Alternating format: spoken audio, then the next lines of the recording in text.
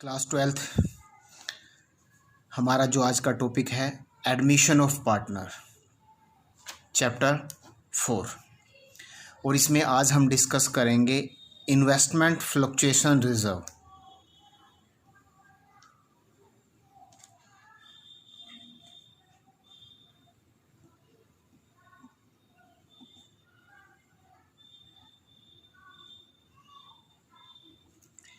Investment fluctuation reserve और workman compensation reserve. It helps to meet future obligations. हम ये reserve रखते हैं किसी भी प्रकार की फ्यूचर्स के ओब्लिगेशंस को फेस करने के लिए, उनको मीट करने के लिए। तो जो इन्वेस्टमेंट फ्लक्चुएशन रिजर्व है, इन्वेस्टमेंट है, उसकी वैल्यू यानी कि मार्केट वैल्यू इन फ्यूचर बढ़ भी सकती है और कम भी हो सकती है। तो eight the time of partners, जब भी पार्टनर्स का एडमिशन होगा तो उस समय न्यू पार्टनर्स एक्चुअल रिजर्व का जो अमाउंट है उसको ट्रीट करेगा। तो कैसे at the time of admission of a partner investment fluctuation reserve will be treated? I think it will be treated as the following. First जो केस है, when the book value, इसमें होता है एक book value, when the book value and market value यदि same है, book value and market value of investment यदि same है तो कैसे ट्रेड करेंगे? तो सिंपल इसकी जो एंट्री आएगी वो आएगी investment fluctuation reserve to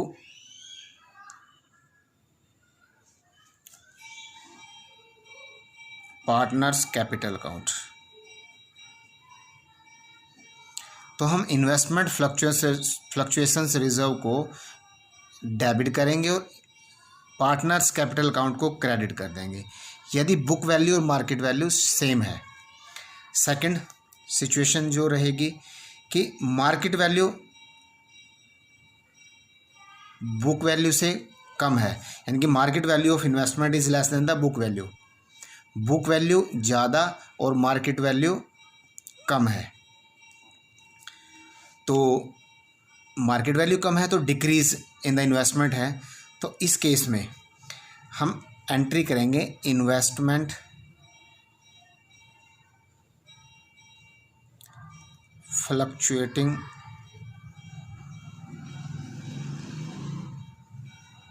fluctuation reserve account debit to investment और टू पार्टनर्स कैपिटल अकाउंट।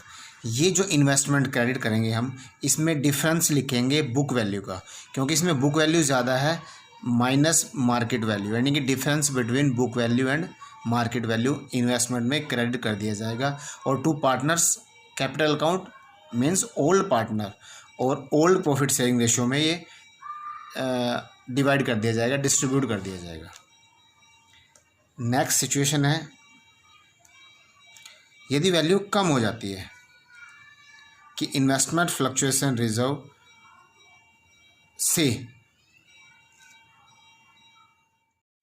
इसी का जो सेकंड पार्ट है कि fall in the value is equal to investment fluctuation reserve, यानी कि जो डिफरेंस होता है बुक वैल्यू और मार्केट वैल्यू का, यदि वो डिफरेंस, वो वैल्यू इन्वेस्टमेंट फ्लक्चुएशन रिजर्व के इक्वल है, तो एंट्री आएगी इन्वेस्टमेंट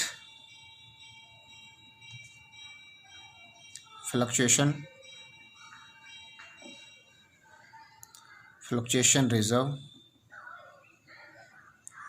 अकाउंट टू इन्वेस्टमेंट। ये सारा अमाउंट इन्वेस्टमेंट में क्रेडिट कर देंगे, यहाँ पार्टनर्स कैपिटल अकाउंट नहीं आएगा क्योंकि ये दोनों वैल्यू इक्वल है, कोई डिफरेंस नहीं है इन दोनों में।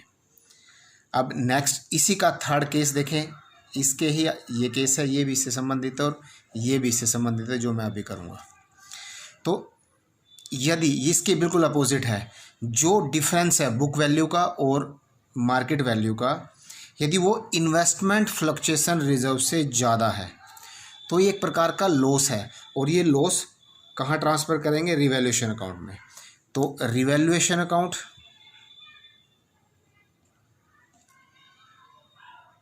Debit to investment account.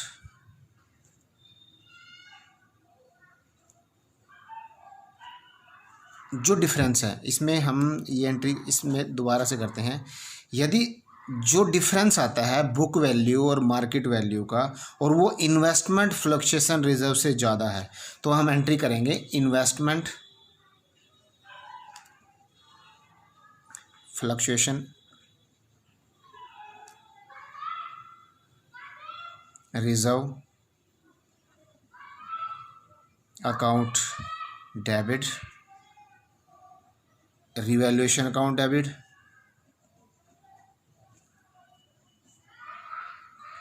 To investment account.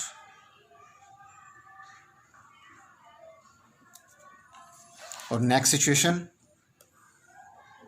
यदि market value of the investment is more than the book value. अब इसके बिल्कुल अपोजिट है, यदि market value of the investment is more than the book value, यानी कि बुक वैल्यू कम है मार्केट वैल्यू ज़्यादा है, तो इसकी एंट्री आएगी investment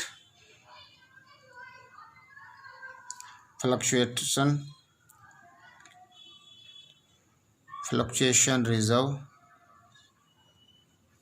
account debit to partners capital account. ये partners capital account old profit sharing ratio में डिवाइड कर ली जाएगी। और सेकंड केस ये तो है कि टोटल अमाउंट जो भी इन्वेस्टमेंट फ्लक्चुएशन रिजर्व का एंटायर अमाउंट था हमने क्रेडिट कर दिया पार्टनर्स कैपिटल अकाउंट में ओल्ड प्रॉफिट शेयरिंग रेशियो में। लेकिन यदि increase in the value of investment हो जाती है तो increase in the value of investment को डेबिट करते हैं। तो इन्वेस्टमेंट अकाउंट डेबिट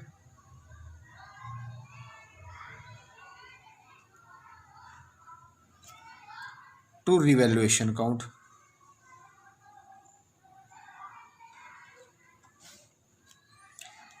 और इसी में नेक्स्ट एंट्री थर्ड, इसी चीज़ को हम फिर ट्रांसफ़र करेंगे ओल्ड पार्टनर से, ये लॉस कंप्लीट कर लेंगे, बोर्न करता है ओल्ड पार्टनर।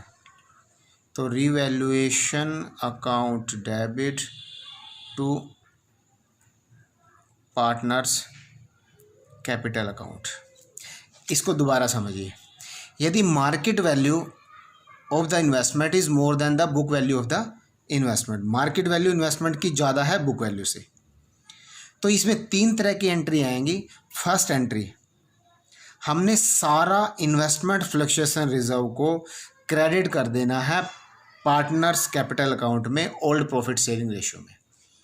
सेकंड, यदि इन्वेस्टमेंट की जो वैल्यू है वो इंक्रीज हो जाती है तो ये डिफरेंस ट्रांसफ़र कर देंगे investment account debit to revaluation account. तो क्रेडिट कर देंगे इसमें credit to revaluation account, increase in the value of investment को। और नेक्स्ट है रिवैल्यूएशन अकाउंट डेबिट, और जो ये रिवैल्यूएशन का अमाउंट आएगा revaluation account debit to partners capital account, उनमें डिस्ट्रीब्यूट कर दिया जाएगा ओल्ड प्रॉफिट शेयरिंग रेशियो में ओल्ड पार्टनर्स में। एक क्वेश्चन करते हैं, उससे ये सारी कैलकुलेशंस और ये केस क्लियर हो जाएंगे। फर्स्ट, कोई भी पार्टनर्स हैं ABC, उनका जो प्रॉफिट शेयरिंग रेशियो है 3:2:1, वो D को एडमिट कर लेते हैं, और जो बैलेंस शीट है, बैलेंस शीट की जो लाइबिलिटी साइड है वो शो कर रही है इन्वेस्टमेंट फ्लक्चुएशन रिजर्व IFR, मैं शॉर्ट में लिख रहा हूँ investment fluctuation reserve, liability side में है 30,000, और इन्वेस्टमेंट जो एसेट्स होती है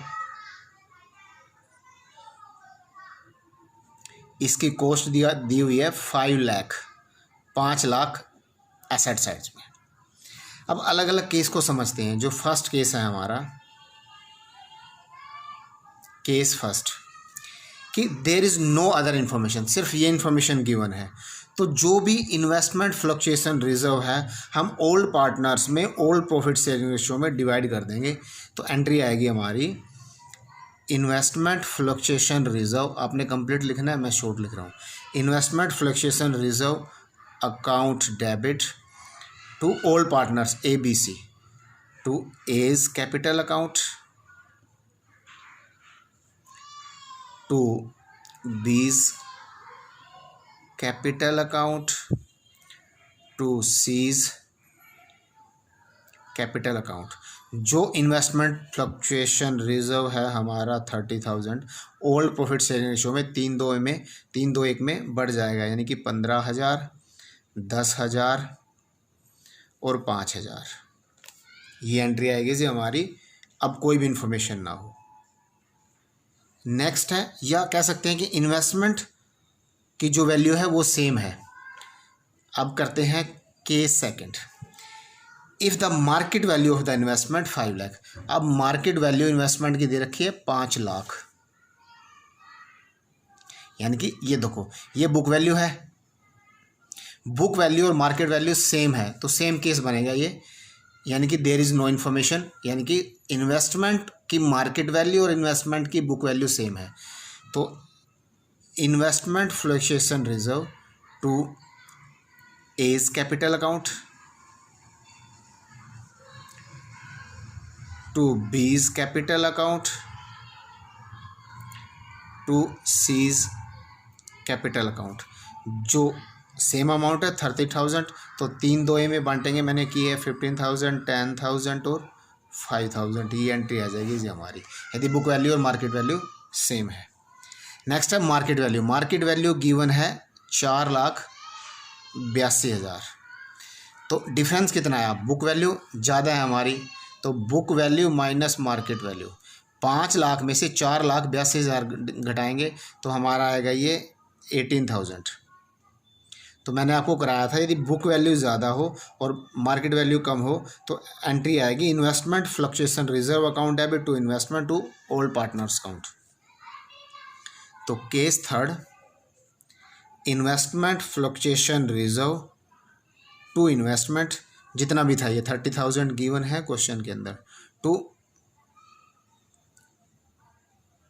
इन्वेस्टमेंट अकाउंट। इन्वेस्टमेंट अकाउंट में book value minus market value, market value कम है, मार्केट वैल्यू 4,82 है, तो डिफरेंस आ गया 18,000। हम ट्रांसफ़र करते हैं टू ओल्ड पार्टनर्स, यानी कि A's कैपिटल, B's कैपिटल और टू C's कैपिटल अकाउंट में हम ट्रांसफ़र कर देंगे। बचा हुआ 30,000 में से 18, यानी कि डिफरेंस हो गया हमारा 12,000। तो 3-2 में 12,000 को डिवाइड करेंगे तो 6,000, 4,000 और 2,000। ये एंट्री आएगी हमारी थर्ड केस में। अब केस 4 की बात करते हैं। If the market value of the investment, अब मार्केट वैल्यू इन्वेस्टमेंट की गिवन है 4,55,000।